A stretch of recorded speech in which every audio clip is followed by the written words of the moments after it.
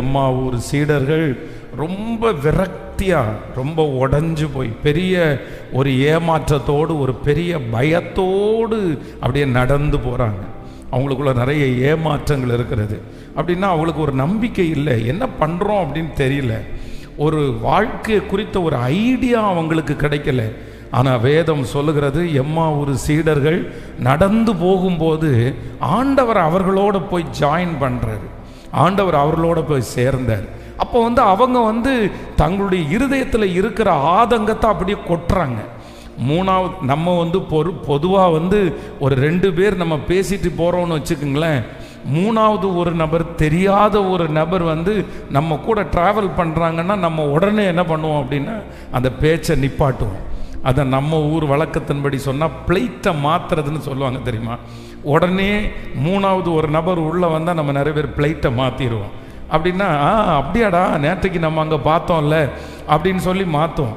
ஆனால் இவங்க 2 பேரும், இவங்க எம்மாவூர் சீடர்கள் ஆண்டவர் உள்ளே வந்துடுறாரு, இவங்களுக்கு யாருன்னே தெரியல, ஆனால் அவங்க பேச்சை மாற்றலை. காரணம் என்ன அப்படின்னா அவருடைய இருதயத்துக்குள்ளே அவ்வளோ விரக்தி இருக்கிறது, எதிர்காலத்தை குறித்த அவ்வளவு கேள்விக்குறி இருக்கிறது.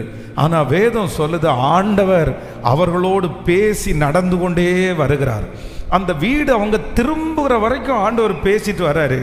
ஆனால் வேதம் சொல்லுது, ஆண்டவர் அப்படியே அவர்களிடத்திலிருந்து கடந்து போகும்போது அவங்க 2 பேரும் அடுத்து பேசிக்கிறாங்க, நம்முடைய இருதயம் அவர் பேசும்போது கொழுந்து விட்டு எரியவில்லையா. அப்போ ஆண்டவர் மட்டும் நம்மோட பேசுறாருன்னு வச்சுக்கோங்களேன், அது ஒரு ஃபீல் ரொம்ப வித்தியாசமாக இருக்கும். நான் ரொம்ப உணர்ந்தது எங்கே உணர்ந்தேன் அப்படின்னா, பைபிள் காலேஜில் தான் அதை ரொம்ப உணர்ந்திருக்கிறேன், ஆண்டவர் பேசுகிறத. அது வரைக்கும் எங்களுடைய பாஸ்டருடைய செய்தியை நான் கேட்டிருக்கிறேன், நான் ஒரு பிலீவராக இருந்திருக்கிறேன், நிறைய வார்த்தைகள் என்னை தொட்டிருக்குது.